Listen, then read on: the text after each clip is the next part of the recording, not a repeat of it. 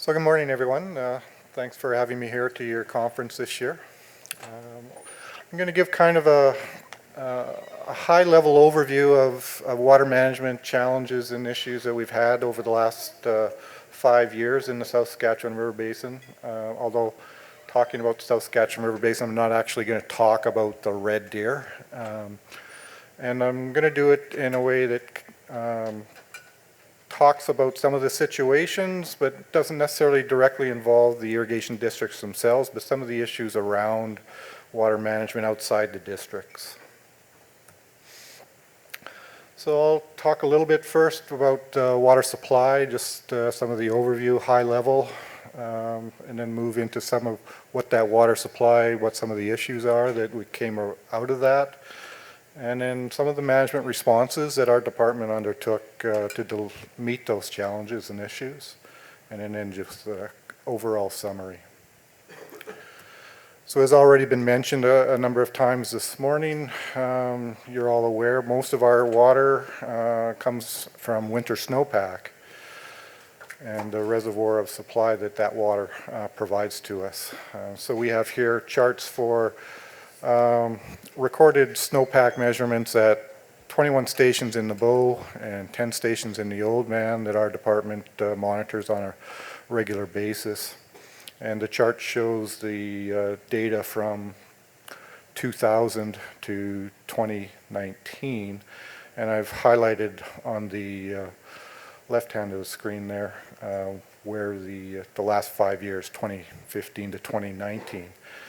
And you can see that it varied across those 3 or 5 years, similarly across both of the Oldman and the Bow. And with above average snowpack in 2017 and 2018, but below average in the other 3 years.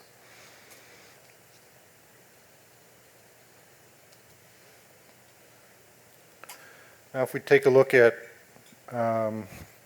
rainfall precipitation, or total precipitation recorded in stations in those 2 basins over those 5 years at headwater stations. So those are not necessarily the highest mountain elevations, but more in the foothills and the lower mountain or lower elevations within the mountain locations, trying to stay away from where things can fall as snow at any time of the year.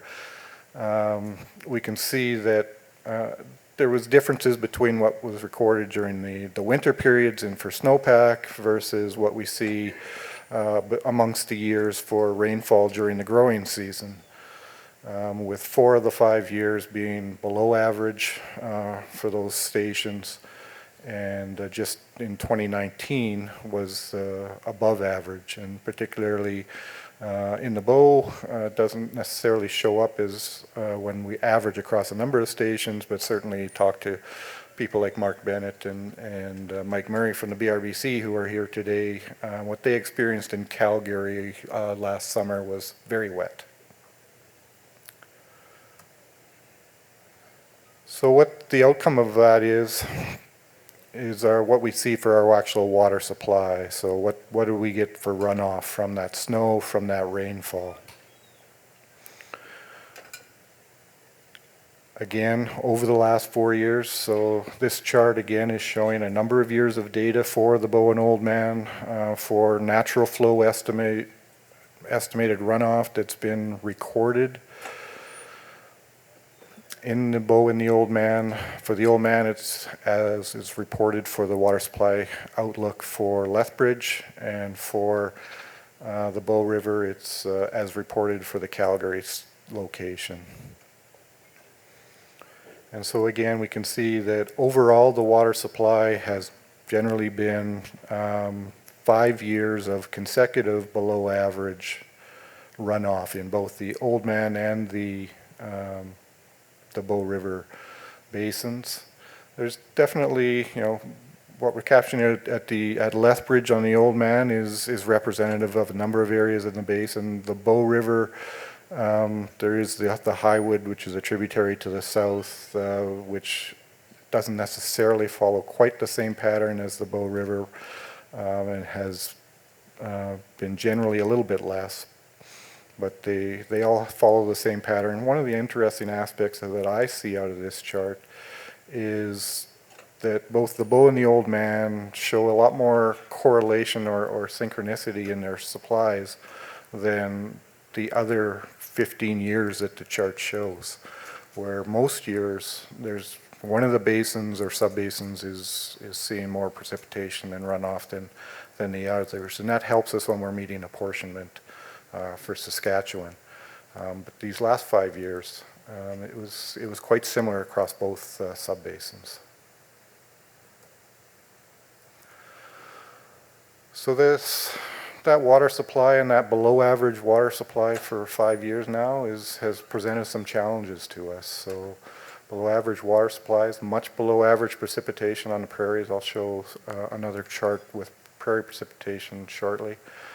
But that leads to high levels of water demand for the allocation that we have in southern Alberta, where we have thousands of licensees and registrations that have an opportunity to, under our regulatory system, to obtain water and divert water. And the majority of that in the south is tied to irrigation, largely with the 13 irrigation districts, but also there's a lot of private irrigation in a number of our smaller systems like the Little Bow or Willow Creek, as well as just off our main rivers as well. And then the other large demand is our municipal demands from our communities to supply drinking water and water for their needs. And then finally, when we have low water supplies and high demands, that starts to lead to issues with having enough water for our aquatic ecosystems. So we have been seeing over the last 5 years really early runoffs in at least 4 or 5 of the 5 years. And so as a result of that, and then lack of precipitation occurring during the growing season, we're seeing stream flows decline to late summer, early fall levels early in the summer, by mid-late June often. So that has repercussions for the aquatic ecosystems. So we try to, as part of our regulatory system, we do have environmental flow requirements, and so one of those requirements are what we call in-stream objective flows, and in many of our streams where we don't have storage to support the flows after the freshet period, we started to see those streams, their flow levels fall below those in-stream objective requirements, and that has potential for impact upon fisheries. So here's the precipitation over that same 5-year period, 2015-2019, from 18 different stations located at various locations on the prairies within the irrigation district areas. And as many of the irrigators here in the room will know, 4 of those years, and particularly the last 3 years, have been very, very, very dry and below average. 2016 was the only year that approached normal conditions compared to the 30-year average normal. And of course, as we've been talking about, that drives up our demand. So here's the last 4 years of some of the major water use demand combined for all the irrigation districts, excluding Ross Creek, and then the large municipalities on top of that. So this chart is showing the net water diversion. So what I mean by net water diversion is both irrigation districts and municipalities return flow. In the case of municipalities, it's their treated wastewater. And so what this graph is showing is that net, so the gross diversions, and then minus the water that's put back. So what is that net diversion or water that's been extracted from the rivers? And you can see that the last 4 years, 2015 to 2018 are shown here. We still don't have the 2019 data compiled yet, but quite a bit higher than the previous 5 years, and it will be possibly, my understanding, 2019 was quite similar, so 5 years of quite high demand. And most of that water, because of the high return flows by municipalities for irrigation purposes. Municipalities have high withdrawal rates, but they also have, they're returning 65 to 85% of their water as treated wastewater. So the high demand, low water supplies get us into having to start to look at managing the situation in some locations of the watershed. In this basin, we have what we call a water shortage procedure plan for the South Saskatchewan River Basin, as well as for the basin to the south, the Milk River. We're the only two basins in Alberta that have those plans at present. And it's based on sort of a staged response. Stage 1 being increased monitoring and attention. So we're looking at our water supply forecast. We're looking at where are we at with our reservoir storage? Where are we at with our present river levels as far as being able to supply our needs and in relation to aquatic environment requirements? And if we're starting to see potential stresses, then we'll start to implement our stage 1 and increase our monitoring and attention to the situation. Stage 2 is the first stage where we take some actual active management actions. So management license holders with conditions like in-stream objectives where the flows fall below those in-stream objective levels would be required to honor those conditions and not be diverting. We have temporary diversion licenses that are issued for periods of less than a year. Those temporary diversion licenses would be the first things that we would suspend and or cancel, and we would stop accepting any new applications in locations where we don't have water to support that temporary need. And then we also can implement fisheries advisories and closures if needed in that stage 2. There's also stage 3, 4, and 5 to that procedures plan. So stage 3 would be if we receive a priority call for administering a priority of licenses for what water is available for diversion. Stage 4 would be where we have multiple priority calls across multiple what we call water management areas. And that was what we had in 2001 for those who remember that situation here in the southern tributaries. That would have been a stage 4. And stage 5 is something we've never experienced. That's the nuclear option, and that's under the Water Act. Cabinet has the ability to issue an emergency declaration and decide who's going to get what water is available. So we implement these plans and basically trying to meet the legal obligations to water licensees as one of the objectives of our management. And as I just mentioned, when necessary, it hasn't happened in the last 5 years. We thought it might happen in a couple of locations, but it didn't. But we can administer priority, and it's up to the department to settle those disputes around the priorities.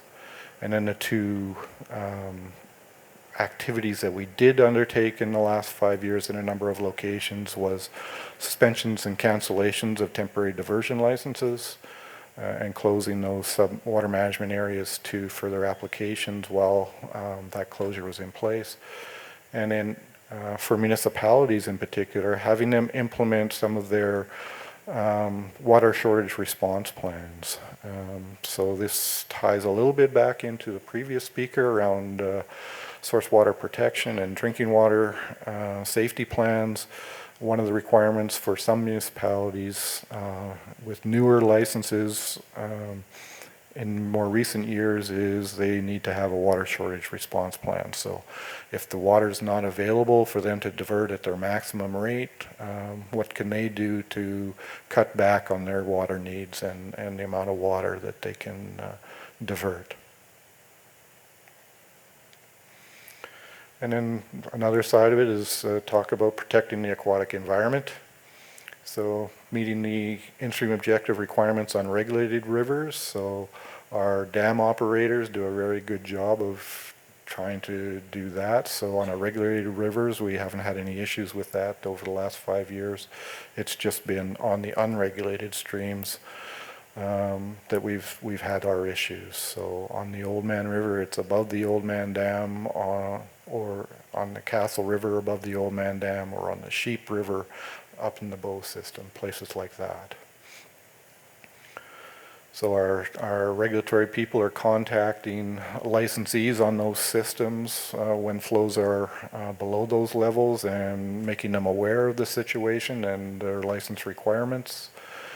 We're also quite often at the same time issuing angling advisories for low flows and high water temperatures. Water temperatures, even in some of our foothills and east slopes rivers, given the high summer temperatures we've experienced in 2015, 2017 in particular, can become quite stressful for our trout species that are in those rivers.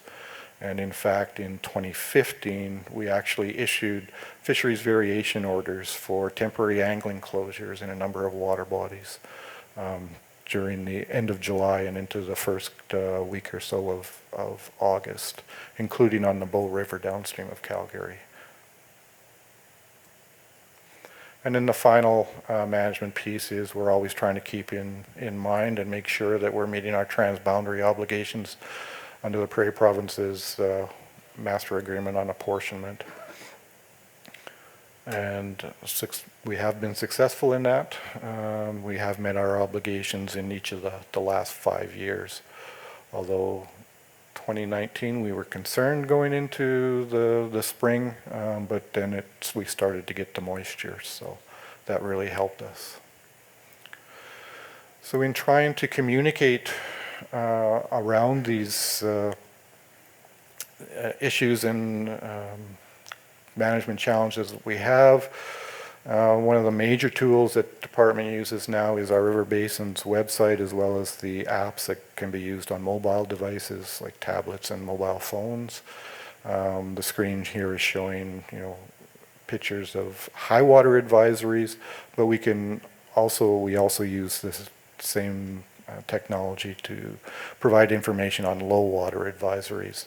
And in fact, in at least a couple of the years, there were high water or flood advisories in northern Alberta and low water advisories being posted in southern Alberta.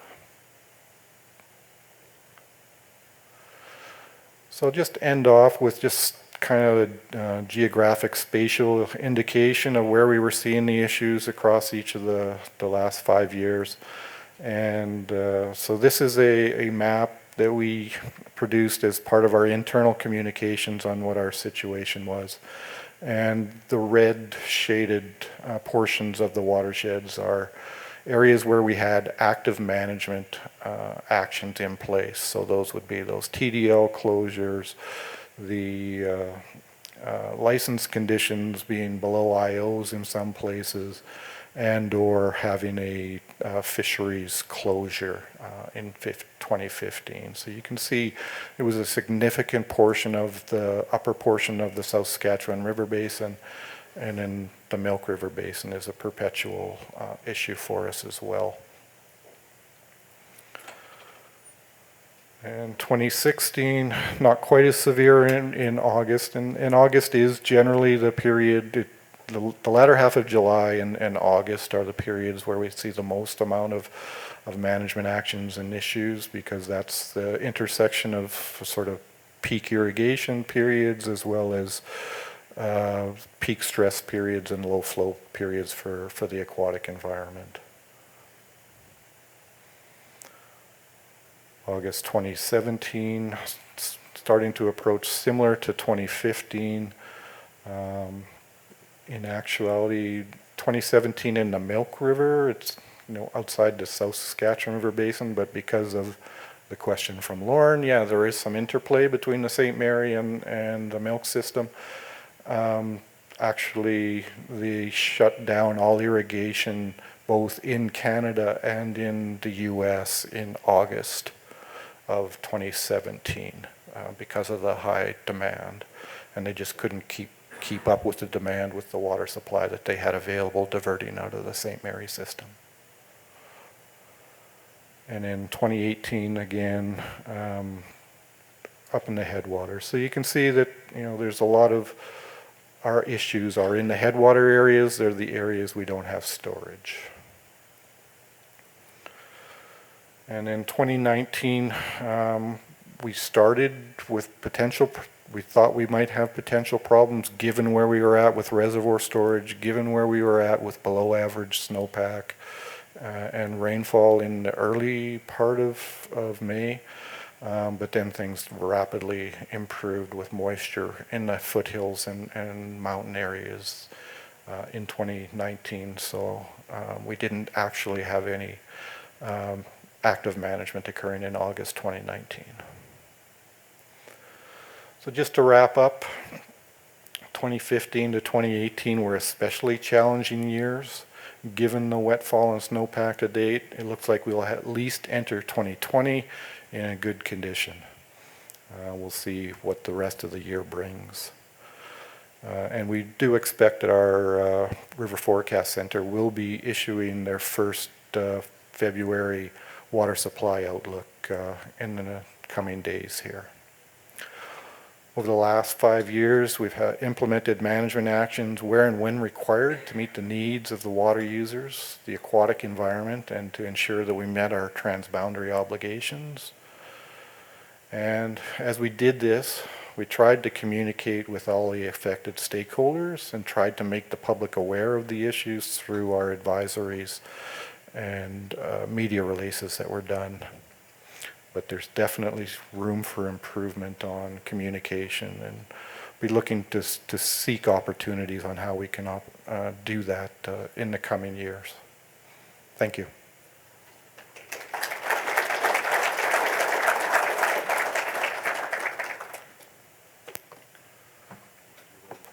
Sure. Thank you, Brian, for your talk. We have time for a couple of questions if there's any.